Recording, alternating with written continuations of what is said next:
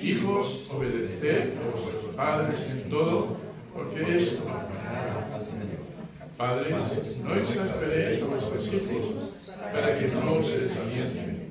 Siervos, obedeced en todo a vuestros amos terrenales, no sirviendo al lobo, como los que quieren agradar a los hombres, sino con corazón sincero, temiendo a Dios. Y todo lo que hagáis, hacedlo de corazón, como para el Señor y no para los hombres, sabiendo que del Señor recibiréis las recompensas, porque a Cristo serviréis.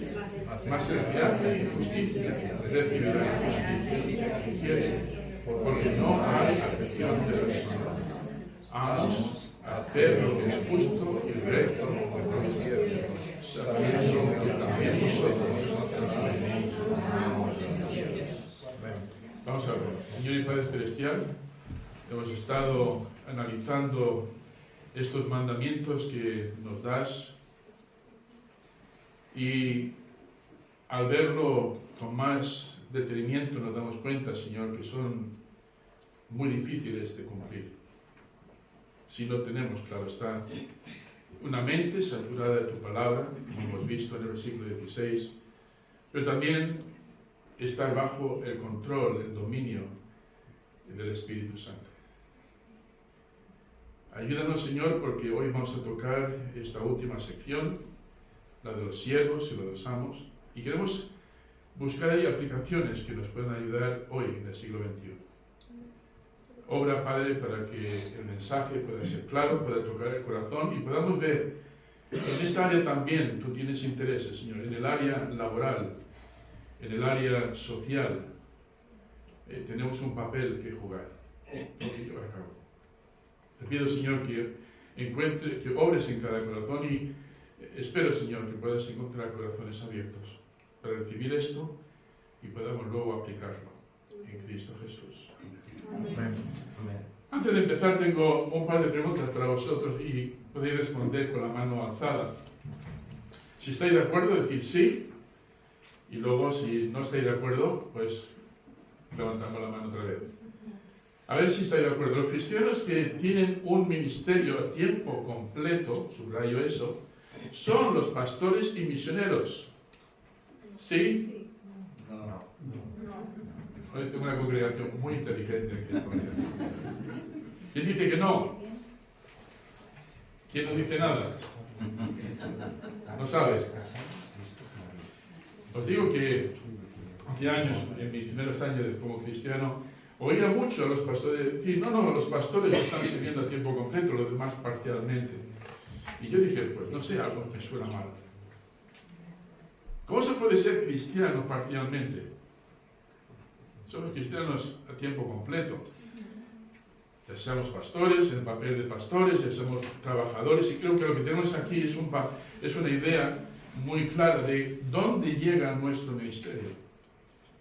Bien, la siguiente pregunta. La familia y el trabajo secular no deben hacerse como áreas, no deben tenerse como áreas de ministerio cristiano.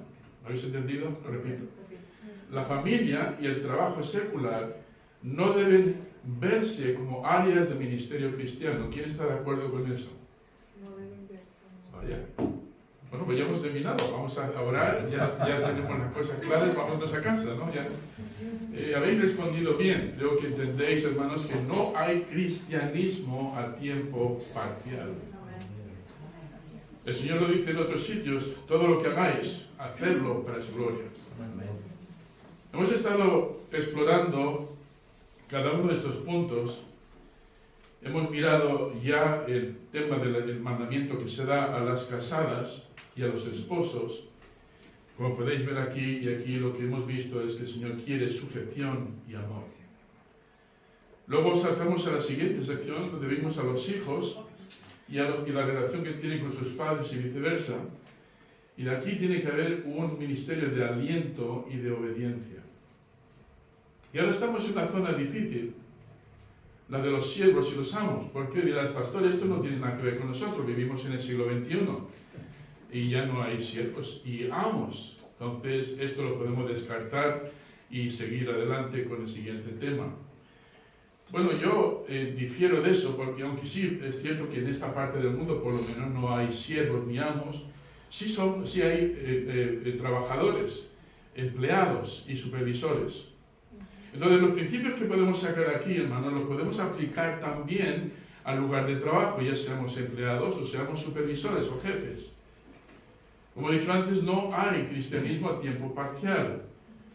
Y esta sección no viene en un vacío, viene en un contexto. Y el contexto ya lo hemos visto en el capítulo 3, sobre todo al ver que todo lo que hagamos debe hacerse para la gloria de Dios. Y en todas las áreas Cristo tiene que tener preeminencia, en todas las áreas. Todo y todos debemos estar honrando al Señor en la capacidad que sea necesaria.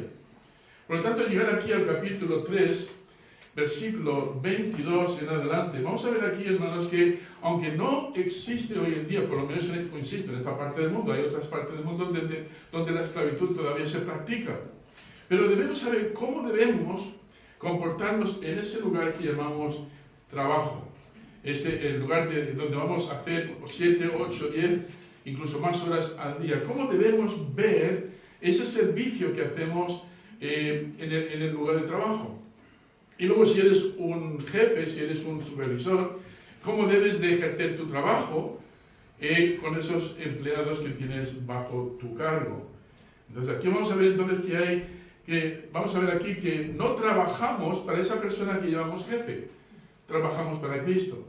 ¿Amén? Ahora, insisto de que esto lo vamos a repasar otra vez, punto por punto, pero bajo otro prisma. Vemos los mandamientos que están claros, pero honestamente, ¿a quién le resulta fácil obedecer estas cosas? Sobre todo, mira las casadas, dice que tienen que estar sujetos a sus maridos, pero ¿qué pasa si los maridos son difíciles de soportar? No es tan fácil, ¿verdad? Aún así el mandamiento sigue vigente. ¿Y qué tal los maridos? Amar a sus esposas con un amor sacrificial, un amor ágape, cuando la esposa puede que no sea muy amable. Se hace muy difícil. ¿Y qué pasa con los hijos cuando tienen que obedecer a sus padres y los padres exasperan a sus hijos? Se hace difícil para los hijos también. Y lo mismo para los padres que tienen que estar ahí animando a sus hijos, no exasperando a sus hijos.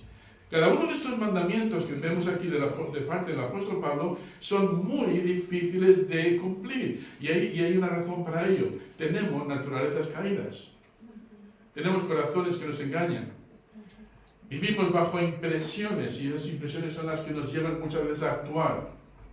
Y cuando llegamos a este punto del trabajo, los siervos y los amos, o los empleados y los supervisores, vemos que tampoco se hace fácil, porque puede que tengamos un jefe que es egocéntrico, que es abusivo, que se convierte a veces en alguien insoportable, y cuando se va, pues ya no quieres trabajar para él porque no te nace, ¿no? O puede que seas un jefe cristiano y tengas que trabajar con empleados que no son cristianos, o incluso un cristiano que es un perezoso, y digas, ¿cómo voy a manejar esta situación? ¿Cómo voy a ser un cristiano al tiempo completo? Ese es el objetivo con este mensaje. Entonces hemos llegado a este punto, a los amos y a los siervos. ¿Y qué es lo que nos pide el Señor que hagamos? Pues honestidad y devoción. Leamos otra vez el capítulo 3, versículo 22. Siervos, obedeced en todos vuestros amos terrenales, no sirviendo al ojo como los que quieren agradar a los hombres, sino con corazón sincero. No sirviendo al ojo, nota, nos está poniendo condiciones, no porque quieres favor de ellos, sino con corazón sinceros. Y luego dice con temor a Dios. Pero luego saltas más adelante al capítulo 4, versículo 1, y vemos algo también difícil para los que son supervisores o jefes, amos. Hacer lo que es justo y recto con vuestros siervos, sabiendo, y mira, nos pone una advertencia, sabiendo que también vosotros tenéis un amo en los cielos. Ahora quiero desarrollar este último punto, no quiero emplear mucho tiempo porque, insisto, voy a tocar cada uno de estos puntos uno por uno. Hermanos, hoy ya no tenemos esclavitud, por lo menos en esta parte del mundo. la esclavitud era una institución establecida en los tiempos de Pablo. Por lo menos dice la historia que la mitad de las personas, y en Roma, en algunos casos, hasta 3/4 partes de la población eran esclavos. Algunos eran personas con buena educación y tenían grandes responsabilidades en los hogares de los ricos. En muchos hogares los esclavos ayudaban a educar, eran tutores, personas que se ponían al lado del niño para establecerles en las cosas más básicas. Y tenían el trabajo de disciplinar a los hijos. Ahora, cuando vemos este pasaje decimos, ¿qué hizo la iglesia cristiana, para abolir, para eliminar la esclavitud? ¿Por qué los cristianos no lucharon más contra el sistema para eliminarlo? ¿Por qué la iglesia de entonces no se opuso enérgicamente contra la esclavitud para acabarla? Ahora, yo tengo aquí varias razones. Uno, la iglesia era un grupo minoritario que no tenía poder político para cambiar una institución que había sido incorporada en el orden social. Eso ya estaba muy arraigado. Y si los cristianos ahora se levantan en armas para luchar contra esto, pues qué testimonio iban a ganar. Entonces Pablo tuvo cuidado de instruir a los esclavos creyentes para que procuraran su libertad. Sí, por supuesto que sí. Si se les era posible, procurar vuestra libertad. Mira lo que dice en 1 Corintios, capítulo 7, 21 al 24. ¿Fuiste llamado siendo esclavo? No te dé cuidado. Pero también si puedes hacerte libre, procúralo más. Porque el que en el Señor fue llamado siendo esclavo, liberto es del Señor. Es decir, aunque hayamos nacido en una esclavitud humana, espiritualmente tenemos libertad. Cristo nos ha liberado de una esclavitud. Entonces pensemos en eso. Asimismo, el que fue llamado siendo libre, esclavo es de Cristo. ¿Cuántos esclavos de Cristo hay aquí en esta mañana? Pero es una esclavitud diferente, ¿verdad? No es obligada. Nuestro Señor no empuja a nadie, más bien dice, seguidme. Es una esclavitud voluntaria porque conocemos a nuestro amo. Él nos ha comprado por precio y nos ha dado lo mejor que un amo puede dar. No sé de ti, yo llevo 43 años en el Señor, hermanos. Es la mejor decisión que he podido tomar el ponerme a los pies del Señor Jesucristo y decir, Señor, ¿qué quieres que yo haga? ¿Por qué? Porque conozco quién es Él. Conocer lo que Él quiere para mí. Y estoy en las mejores manos. Entonces, no es una esclavitud en la que tengo que decir, bueno, tengo que servir al Señor. No, es una comprensión de lo que Él ha hecho primeramente por mí, ahora lo que yo debo de hacer a cambio. El versículo 23 dice, por precio fuisteis comprados, no os hagáis esclavos de los hombres. Pero Pablo, aquí estás hablando de esclavitud. ¿Cómo dices que no nos hagamos esclavos de los hombres? Porque aunque sean ellos los amos, tenemos uno por encima, que es Cristo. Esto, hermanos, no sé de ti, pero te da, aunque tengas el peor trabajo del mundo, aunque tengas el peor jefe del mundo, aunque tengas los peores empleados del mundo, verlo de esta manera, ver que mi jefe realmente es el Señor Jesucristo, me da razones para levantarme por la mañana e ir a trabajar. Me acabo de acordar de un chiste, de una madre que va por la mañana a levantar a su hijo, le dice, hijo, levántate, tiene que ir al colegio. Y el niño no quería levantarse. Hijo, levántate, que vas a llegar tarde al colegio. Y no quería levantarse. Y así, durante 10 minutos, y al final el hijo dice, pero mamá, ¿por qué tengo que levantarme? Pues levantarme, dice, porque eres el director del colegio. Ahora, este hombre miraba su trabajo y decía, yo no quiero ir allá. Pero hermanos, mirándolo desde esta perspectiva, decimos, mira, yo voy a ver este trabajo como un ministerio para mi Señor Jesucristo. Voy a dar testimonio, no de rebeldía, sino más bien de sumisión. voy a hacer en las peores condiciones o en las mejores condiciones, voy a ser el mejor empleado. De manera que cuando digan, ¿por qué lo haces? ¿Lo haces por ese sinvergüenza? No, lo hago por alguien superior, que es mi Salvador, mi verdadero amo.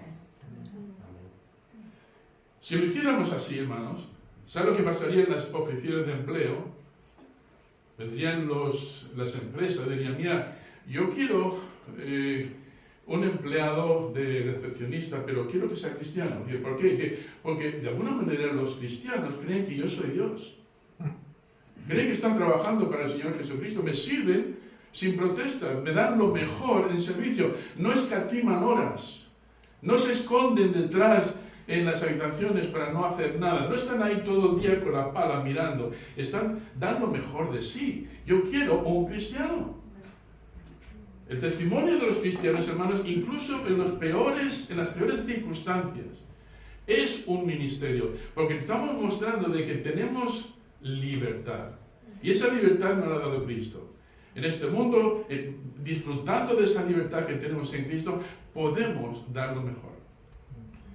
Un cristiano que entiende esto, cuando pasa por un pasillo y ve un papel en el suelo, no lo deja ahí y lo ignora. Dice, no, ese papel tiene que estar en la basura. Es ese tipo de persona que mira los detalles y lo ve de una manera personal el servicio que va a hacer. Es una persona detallista. Y es una persona también con excelencia, quiere dar lo mejor. Pero dirás, ¿por quién? Por las personas, por el amor que tenemos a los demás, pero sobre todo, porque el Señor es nuestro amo. Ahora, yo no tengo queja con esta iglesia. Cada vez que hemos tenido que hacer alguna actividad, he dicho, hermanos, hay que poner las mesas, y antes de me empiezo a hablar con alguien, en menos de 5 minutos todo está establecido. Es fantástico. Y a la hora de recoger lo mismo, casi no tengo que decir nada. Todo el mundo obra con una voluntariedad y un gusto y un deseo impresionante. Yo me quedo siempre sorprendido. Cuando hace falta cualquier otro servicio, hay siempre algún hermano que está diciendo, yo lo hago, aunque nadie se lo agradezca. Hay detalles que ocurren en la iglesia, hermanos, y son detalles que se han hecho por personas de la iglesia y nadie los aprecia. Pero saben que esas personas no buscan el aprecio de nadie, lo que hacen es lo hacen para la gloria de Dios. Por lo tanto, si reciben una palmadita en el hombro, pues amén, bien recibida es. Pero si no la reciben, pues amén también, porque en realidad no lo estamos haciendo para las personas, lo estamos haciendo para que Dios reciba toda la gloria. Entonces, cualquier situación en la que vayamos, ahora, ¿quién tiene aquí un trabajo que apesta? ¿Alguien aquí tiene un trabajo que apesta? Todo el mundo tiene un trabajo fantástico, donde te pagan todo bien, y el jefe es fantástico, y las condiciones de trabajo son fantásticas, y dices tú, me voy a quedar en este trabajo toda mi vida. Si tienes ese tipo de trabajo, enhorabuena, pero no todos los trabajos son así. Y seguramente si vas a vivir en este mundo, en un mundo real, vas a ver que muchos empresarios quieren aprovecharse de sus empleados. Y nosotros podemos ser víctimas de eso. Pero vamos a decir, cualquiera que sea la razón, mientras que esté en este trabajo, voy a dar lo mejor para mi Señor. Me voy a levantar por la mañana y decir, Señor, me voy al ministerio que tú me has llamado a hacer. Si es barriendo calles, si es haciendo de abogado, haciendo lo que quiera que sea. Señor, quiero hacer esto para tu gloria. De ahí la manera como termina este pasaje, después del versículo 22, dice el versículo 23, y todo lo que hagáis. Hermano Clayton, ¿cuánto es todo? Hermano Clayton siempre nos mete en esta trampa, ¿verdad? Se lo pregunta a una persona y contesta a otra y dice, gracias. Nos pilla siempre. ¿Cuánto es todo, hermano Clay? ¿Qué es todo? Depende si estamos hablando de personas o cosas. Es cada uno. Cada cosa sin excepción. Vale, me vale la descripción. Cualquier cosa. Y de hecho, si hay otros pasajes donde Pablo dice, ya sea comer, incluso dormir, dice hacerlo para la gloria del Señor. Para que Dios reciba gloria. Entonces, otra vez vuelvo a preguntar por qué esto es tan difícil. Yo diría que imposible hacerlo de forma consistente y constante. Bueno, pues tiene que haber ciertos recursos que de los que tenemos que estar mamando constantemente o recibiendo constantemente para que podamos tener esa capacidad en todas estas áreas. Vemos en el versículo 16, este versículo está ahí como luces de neón, dice: la palabra de Cristo mora en abundancia en vosotros, enseñándoos y exhortándoos unos a otros. Entonces la palabra de Cristo, hermanos, es clave, porque cuando tengas que tomar una decisión en cualquier situación vas a decir: lo tengo que hacer como agrada a mi amo, a mi Señor, el Señor Jesucristo. Puede que tengas algún jefe que te diga: mira, cuando venga tal cliente y te pregunte por este artículo, aunque esté caducado, dile que es fenomenal y es bueno y acaba de llegar de la fábrica. Tienes que mentir. Y tú vas a decir: ponga usted a otro empleado, yo no lo voy a hacer. Porque entonces viene el principio de la superioridad. Dios está por encima de eso. Y si nos piden que violemos cualquiera de las leyes de Dios, decimos gracias, pero no gracias. Entonces hay unos límites. Cuando dicen todo, por supuesto, todo lo que no viole los principios y leyes que Dios nos ha dado. Esos quedan por encima. Y eso se aplica tanto al gobierno como en los hogares. Un padre que pide a su hijo que cometa cierto pecado, por eso todos los días diría: papá, no, gracias, tengo a Dios por encima de ti. Entonces tenemos aquí, hermanos, que, pues, aunque había en la sociedad en la que vivía Pablo esclavitud, Pablo no está ahí incitando a los cristianos a que se rebelen contra el sistema, contra el gobierno. Todo lo contrario, está diciendo: mira, vivir vuestra mejor y más íntegra moralidad dentro de esas áreas, para que cuando os pregunten por qué, puedan decir: porque soy cristiano y Dios ha cambiado mi vida. Porque soy libre en Cristo. Cuando un romano te diga: coge este peso y llévalo una milla, tú digas: voy a hacerlo 2. No, la ley manda, o la ley ordena una sola milla, y dice: ya, pero es que yo estoy por encima de usted, soldado romano, yo sirvo a mi Señor. Y se quede ahí alucinando. Los demás estarían: bueno, todo este gobierno, este ejército opresor romano, tenemos que si no lo hago voy a la cárcel. No, el cristiano va a decir: lo voy a hacer con gusto. No una milla, sino 2.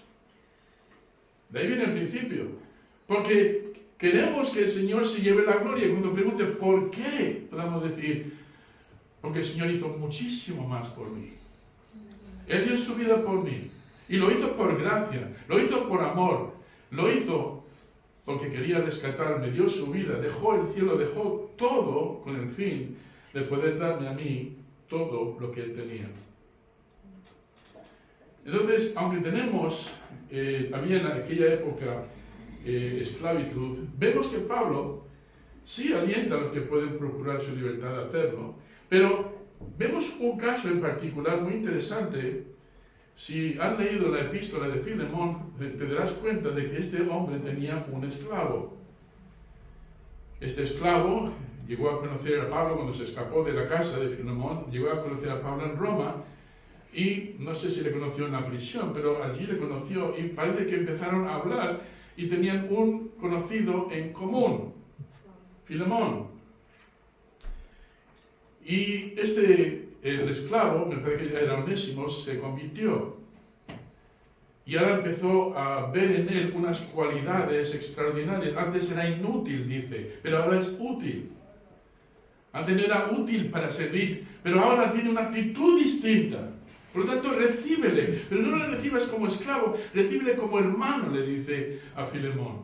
Esa epístola es preciosa porque Pablo no está eliminando la esclavitud, está llevando el concepto de la esclavitud a un nivel mucho más alto. A que ya no tenemos que servir por esclavitud, sino lo servimos por amor al Señor. Un motivo mucho más elevado. Mira lo que dice en el capítulo 4, versículos 7 al 9. Todo lo que a mí se refiere os lo hará saber Tíquico, amado hermano y fiel ministro y consiervo del Señor, el cual me ha enviado a vosotros para esto mismo, para que conozca lo que a vosotros se refiere y conforte vuestros corazones. Mira el versículo 9. Con Onésimo. Bueno, esta carta tenía que llegar a Colosas, donde estaba Filemón. Y dice: ¿sabes quién te va a visitar? ¿Te acuerdas de aquel sinvergüenza Onésimo? que se escapó tan lejos que llegó hasta Roma. Pensando de que se iba a escapar, me encuentra a mí, y yo comparto con él el Evangelio, se convierte, y veo en él una actitud distinta. Ahora ya no es el mismo Onésimo que se escapó, ahora es distinto. Aunque pueda ser legalmente un esclavo, espiritualmente es tu hermano. Y le dice a Filemón, dice, mira, tú también me debes a mí. Y si quieres cobrar alguna deuda, ponlo a la cuenta que tú tienes de deuda. Recíbele. Y cualquier cosa que él te deba, ponlo a mi cuenta, dice Pablo. Eso es extraordinario, todo esto, porque, hermanos, desafía todos los principios y todas las reglas que vemos en la sociedad. Cambia por completo. Y llegando al capítulo, mira, al capítulo 3, versículo 24, otra vez dice, sabiendo que el Señor recibiste la recompensa de la herencia, porque a Cristo el Señor servís. Wow. Hay una recompensa, dice. Que aunque tu jefe no te la pague, no te pague bien, aunque el empleado no te responda adecuadamente, hazlo como para el Señor. Pero ¿qué gano yo con esto? Si empezamos ahí, vamos mal. Si vas a servir a esa persona, hazlo como para el Señor y espera del Señor la recompensa. Dejadme que os dé, insisto, no quiero echar flores a Sami, pero entender estos principios aquí me sirvieron mucho cuando estuve trabajando en la base aérea de Torrejón de Ardoz, una base militar americana.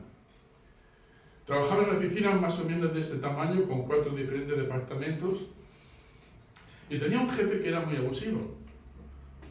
Tenía compañeros que eran también muy abusivos, sabían que era cristiano y se metían conmigo constantemente. Y cuando se iba el jefe principal, los que estaban a cargo, los que estaban bajo él, pues sencillamente se iban a tomarse un café. Los cafés no eran 15 minutos, eran 1 hora, 2 horas, el tiempo que el jefe estuviera fuera. Era la tendencia. Si se va el jefe, como dice el refrán, cuando el gato no está, los ratones fuera, ¿no? Pues más o menos era lo que ocurría. Y yo dije, no, un momentito, yo no puedo hacer lo mismo que ellos.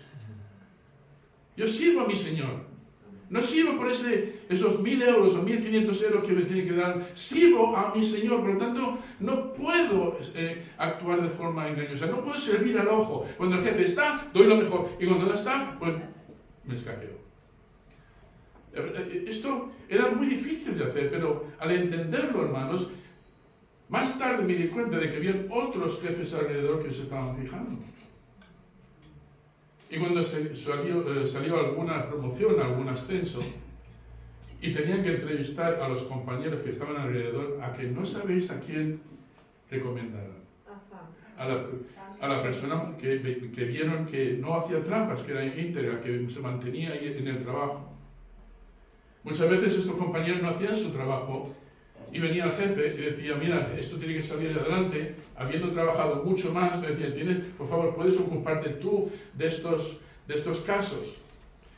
Yo miraba a mi compañero y decía, qué sinvergüenza, no ha hecho nada, se ha escaqueado y ahora el trabajo que tenía que hacer, ahora me lo pasan a mí después de haber hecho yo mi trabajo. Era difícil, ¿verdad que sí? Para decirle, no, un momentito. Y delatar al compañero decía, Señor, ¿qué hubieras hecho tú? Y claro, me venían estos versículos a la memoria, hazlo para la gloria del Señor, y decía mi jefe, con gusto. Y lo hacía, sin que los compañeros se diesen cuenta de que yo estaba ganando más experiencia en el trabajo que ellos. Entonces cuando salieron las promociones, los ascensos, me llamaban a mí. Y luego salía otro ascenso, me llamaban a mí. Y yo decía, ¿pero por qué será? Uno, porque había ganado más experiencia. Pero también porque, pregunto, quizá fue porque vieron una excelencia en el trabajo, una diligencia en el trabajo. Años después, me crucé con esos mismos compañeros. Y sabes, aún siendo incrédulos, me dijeron, perdóname. ¿Por qué? Perdóname por las veces que nos burlamos de ti en los rincones. Nos burlamos de ti porque eras un tonto, te dejabas abusar, ¿no? Decían.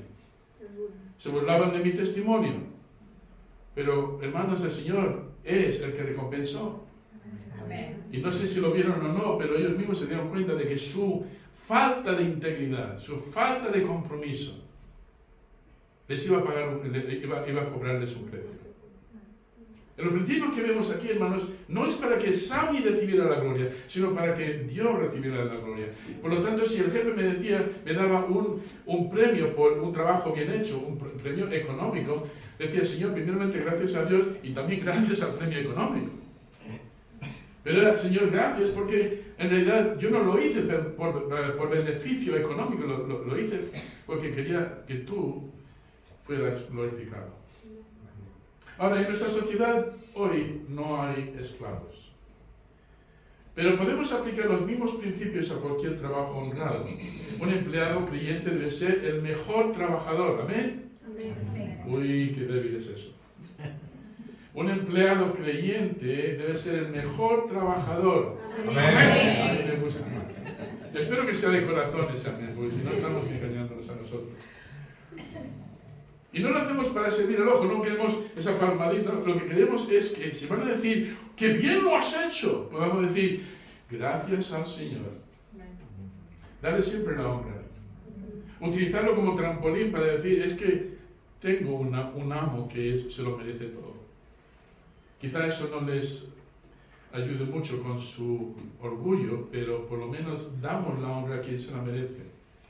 Entonces, un empleado creyente debe ser el mejor trabajador, debe obedecer órdenes sin discusión. Y si vamos a protestar, hacerlo con respeto. Mira lo que dice, guardad vuestro sitio ahí, 1 Corintios capítulo 10, versículo 31. Capítulo 10, versículo 31. Yo me he mencionado así ligeramente este versículo, pero quiero leerlo y quiero que lo leáis también vosotros conmigo. Mira hasta dónde debe de ir nuestro deseo de glorificar a Dios. Sí, pues, el pues nos llevaría a leer un poquito antes. Es una conclusión. Si pues coméis o bebéis o hacéis otra cosa, hacedlo todo para la gloria de Dios. Si miráis conmigo en 1 de Pedro capítulo 3, versículo 9, ahí también nos da unas pistas, unas ideas que nos pueden ayudar a manejar mejor las dificultades. En el capítulo 3, versículo 9 de 1 de Pedro, dice, no devolviendo, en voz alta, no devolviendo mal por mal. Vamos a parar ahí. El jefe me trata mal, yo le devuelvo mal. Mi compañero me hace mal, yo le devuelvo lo que se merece. ¿Verdad que sí? Es lo que hacemos. La venganza nos encanta. Yo soy así, yo soy vengativo. Y si tengo un problema con los confrontamientos, principalmente es conmigo. Yo tengo que, como dice Pablo ahí en Colosenses 3, tengo que mortificar la carne. Porque a mí me apetece coger un bate de béisbol bien gordo y hacer que la persona entre en el sentido común en su cabeza con un par de golpecitos, ¿no? Bien fuertes. No, mira lo que dice entonces, versículo 9. No devolviendo mal por mal, ni maldición por maldición, sino por el contrario, bendiciendo. ¡Ay, qué difícil es esto! Sabiendo que fuisteis llamados para que heredaseis bendición. Salta al versículo 12. Porque los ojos del Señor están sobre los justos y sus oídos atentos a sus oraciones, menos mal, ¿no? Alguien me dijo, si tu jefe es malo, ora por él. Y dije, ya, qué bien, voy a orar para que le caiga un rayo encima, ¿no? No, es así. Bendición, Señor, obra en su corazón. Los oídos del Señor, dice, están atentos a sus oraciones. Pero el rostro del Señor está contra aquellos que hacen el mal. ¿Y quién es aquel que os podrá hacer daño si vosotros seguís el bien? Mas también, si alguna cosa padecéis por causa de la justicia, bienaventurados sois. ¿Cómo que somos bienaventurados? Por tanto, no os amedrentéis por temor a ellos, sino ni os conturbéis, sino santificar a Dios el Señor en vuestros corazones y estar siempre preparados para presentar defensa con mansedumbre y reverencia ante todo aquel que os demande razón de la esperanza que hay en vosotros. Si te preguntan, ¿por qué obras de esta manera? ¿Por qué eres tan diferente a los demás trabajadores? Porque tengo un amo que se lo merece. Al Señor servimos. Él es a quien dirigimos nuestro servicio. Versículo 16, teniendo buena conciencia, para que lo que murmuran de vosotros como malhechores, cuando alguien quiera apuntar el dedo a ti diciendo, no, tiene razones escondidas, cuando comprueben los hechos pueden decir, no hay razones escondidas. Lo que hay es un motivo extraordinario, un motivo muy alto, es el motivo de dar a Dios lo mejor. Y luego mira lo que dice el versículo 17, porque mejor es que padezquéis haciendo el bien. Ahora, hay una condición ahí, si la voluntad de Dios lo quiere. ¿Hay alguna vez que Dios quiere que padezcamos haciendo el bien? Estoy haciendo el bien y me voy a padecer. ¿Os acordáis de José en Egipto? Es el mejor ejemplo. ¿Por qué José, hermanos, dio un servicio tan extraordinario a Potifar cuando antes era libre y ahora injustamente le han vendido como esclavo? El primer trabajo que tuvo José en la hacienda de Potifar era como una especie de ministro de defensa, por así ponerlo, era un alto cargo en el reinado de Faraón.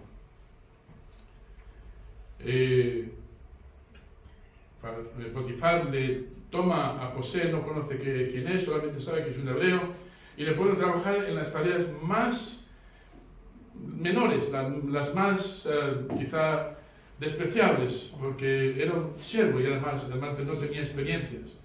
Pero ve que este joven lo hace con una excelencia y una voluntad que los otros no lo hacían. Veía en él disposición, veía en él deseo, veía en él también una sonrisa haciéndolo. ¿Qué razones podía tener José para hacerlo con esa actitud? Bueno, Potifar se estaba fijando y dijo, mira, necesito alguien que se ocupe de esta sección, entonces ¿a quién voy a poner? Pues ¿a quién voy a poner? A que mejor responde a mis órdenes. Y le pone a trabajar. Ahora, lo hacía ¿por qué? Porque al final de mes tenía un sueldo, ¿verdad que sí? José tenía un sueldo al final de mes. No tenía nada. Y lo hace con excelencia.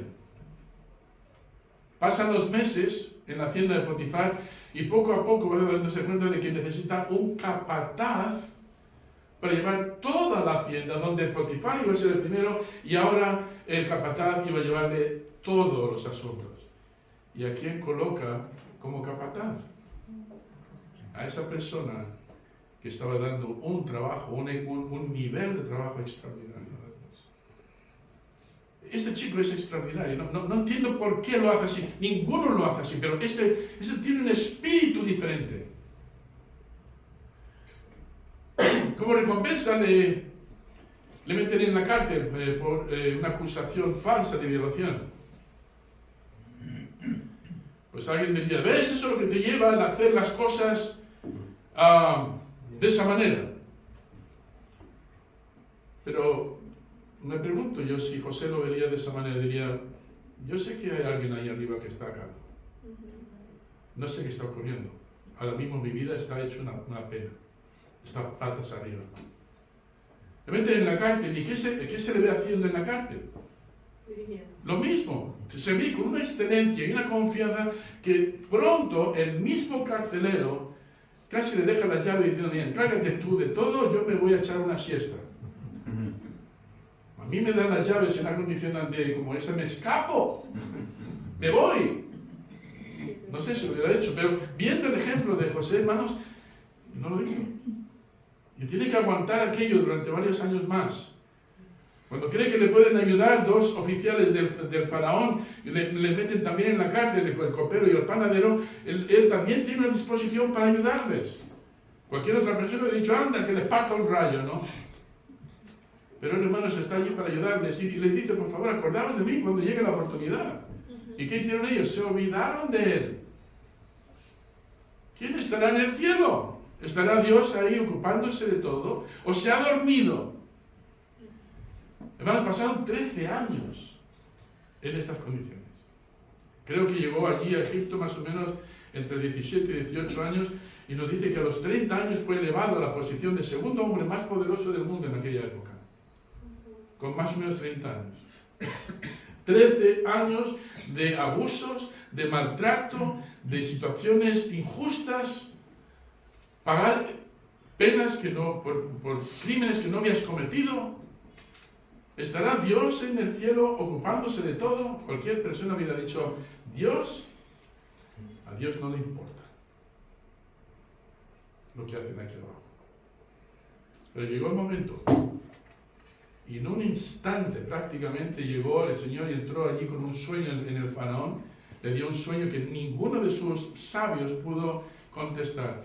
Y entonces la memoria de aquel oficial que había estado en la cárcel, dice, yo conozco a alguien en el quien mora el espíritu de los dioses. Este joven, tráemelo aquí, le lava, le viste, le pone delante del faraón, y la respuesta que da el faraón, hermanos, son impresionantes.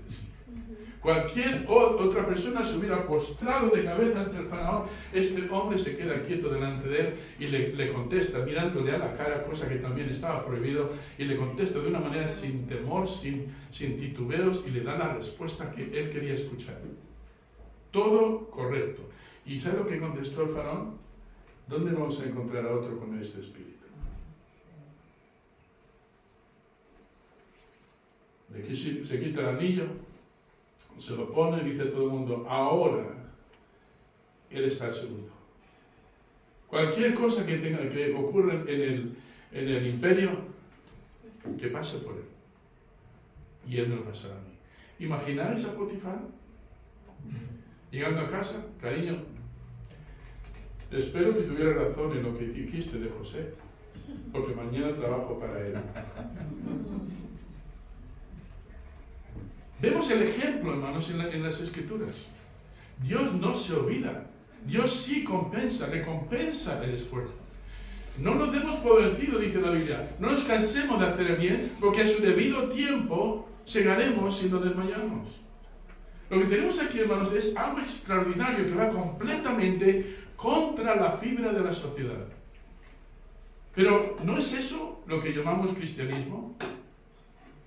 Vivir de una manera que deje al mundo confuso. Lo que vemos aquí, hermanos, es algo extraordinario. Tengo una ilustración donde dice, supe de un cristiano que hace años perdió su empleo por trabajar mucho. Perdió su empleo por trabajar mucho. Estaba ahorrando dinero para asistir a la universidad y quería darle a su jefe un buen día de trabajo todos los días. El problema fue que su entusiasmo estaba delatando la pereza de otros empleados y empezaron a enfadarse con él. Uno de ellos le acusó injustamente de algo y el cristiano fue despedido. ¿Ves? No merece la pena ser diferente. Perdió su empleo, pero conservó su honor. ¿Y sabe quién le recompensó después? Dios. ¿Qué dice la palabra? Él se va a ocupar de recompensarnos. Hermano, puede que vivas en una situación ahora lamentable, puede que sea injusta, pero si es así, toma nota de lo que está diciendo aquí el Señor, porque, hermanos, esto pone toda nuestra vida en manos del Señor Jesucristo. Y no creo que Él se duerma. No creo que se duerma. Todo lo contrario, Él está atento, como decía antes, sus ojos están atentos a lo que están haciendo y a sus oraciones. Él está atento, no es pasivo cuando oramos a Él. Por lo tanto, así como los esposos y esposas, padres e hijos tienen responsabilidades mutuas, también los amos y los siervos, también los trabajadores seculares y los jefes. Pablo amonestó a los amos creyentes a tratar a sus siervos con justicia y honradez. Esto era algo nuevo para los amos romanos, que estaban acostumbrados a ver a sus esclavos como objetos de propiedad. No eran seres humanos, eran cosas que ellos utilizaban No los trataban como personas. Los amos tenían casi un control total sobre los esclavos y podían hacer con ellos lo que quisieran, incluso matarles, y nadie les cuestionaría. Pocos amos romanos inconversos pensaban en tratar a sus esclavos con equidad, ya que según ellos los esclavos no merecían nada. Y cuando entró el Evangelio, todo cambió. El Evangelio no abolió la esclavitud inmediatamente, pero gradualmente cambió la relación entre el esclavo y su amo. Y vemos, hermanos, que el cristianismo sí fue el que aceptó la esclavitud. Siglos después hemos visto que fueron grandes hombres cristianos los que más pelearon por la libertad. Pero todo gira alrededor del Evangelio. Nuestro testimonio, hermano, debe ser de que Cristo nos da libertad. Primero del pecado y de la condenación. Luego nos da libertad de las aspiraciones desequilibradas que podamos tener. Y podamos decir, Señor, no importa qué trabajo voy a hacer, voy a hacerlo como doulos, como decía el hermano Timoteo el otro día, como siervo. Yo soy un siervo. Pero no necesariamente para este hombre que me paga el sueldo todos los meses, sino que soy un siervo del Señor Jesucristo. Y si el Señor me pone en una posición mucho más alta, sigo siendo siervo del Señor Jesucristo. Esto lleva, hermanos, el evangelismo a unas dimensiones que quizá no conocíamos. Lleva el evangelismo al lugar de trabajo. La gente quiere ver un cristiano que es honrado, que es diligente, que es trabajador, que tiene una buena actitud. Y eso será fundamental si queremos darles el Evangelio y esperamos que lo crean.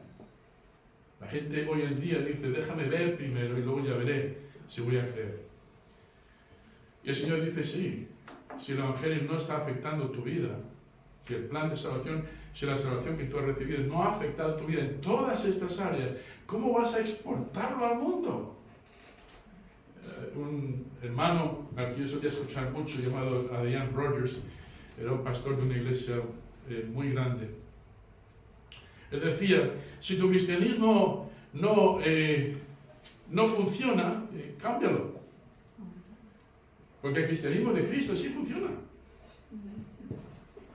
Pastor, mi igual está hecho pena, está hecho una pena, está por las patas arriba. ¿Será que quizás no se está practicando un cristianismo bíblico? Empezando desde el marido, empezando desde el padre, siguiendo con las esposas. No estamos poniendo los fundamentos y el carácter necesario para que eso sea un pequeño cielo aquí en la tierra. Hermanos, tenemos mucho que aprender. Y aquí Pablo está poniendo los puntos, como yo digo, los puntos en las sillas. Quiere que antes de nuestras prioridades sean sus prioridades. Y cuando lo vemos así, el egoísta suele decir, ¿y qué saco yo de ello? Todo, porque el Señor no necesita nada. El Señor quiere recompensarnos, pero no va a dar una recompensa por un mal carácter y un trabajo perezoso. Digo, el pastor, usted habla así porque no sabe lo que yo cobro al final de mes. Yo cobro muy poquito. Los esclavos no cobraban nada. ¿Entendéis por dónde voy? Ver la vida desde esta perspectiva hace que te levantes por la mañana con esperanza. Hace que veas todas las cosas desde un prisma muy diferente. Hace que el cristianismo sea realmente práctico. Dirás, pastor, ¿ya está preparado para saltar al capítulo 4? No, ahora vamos a repasar cada uno de los puntos, otra vez. Y os voy a explicar por qué todo esto es tan sumamente difícil. Aquí es fácil predicarlo desde el púlpito. ¿Verdad? Es fácil, subir aquí, predícalo, ¡hala, venga aquí, hacerlo! ¡Venga, ya, fuera! Pero ahora tenemos que rebobinar y decir, en las condiciones en las que yo me encuentro, ¿cómo pongo todo eso en práctica? Bueno, pues eso va a venir dentro de 2 semanas, porque quiero daros munición, quiero daros los recursos que hacen que sea posible. Vamos a ponernos de pie, vamos a tener una palabra de oración.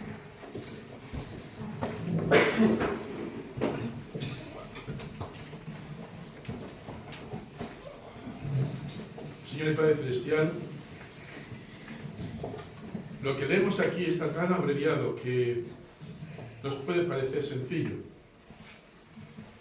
Pero cuando empezamos a ampliar el prisma, Señor, y vemos otros pasajes en las Escrituras, nos damos cuenta de que no es fácil. Por no decir, es imposible. En nuestra carne no está obedecer estos mandamientos. No está el comportarnos de la manera que tú pides. No está sencillamente. Hay un problema en el interior, es un chip que llamamos carnalidad, depravación, que siempre nos inclina hacia desobedecerte a ti, alejarnos de ti.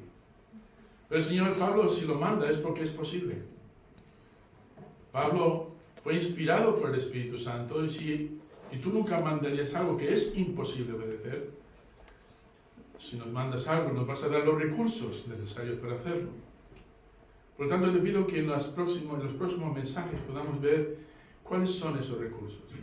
Podamos aprender a usarlos. De manera, Señor, que nuestra vida cambie de color, cambie de actitud, cambie de propósito.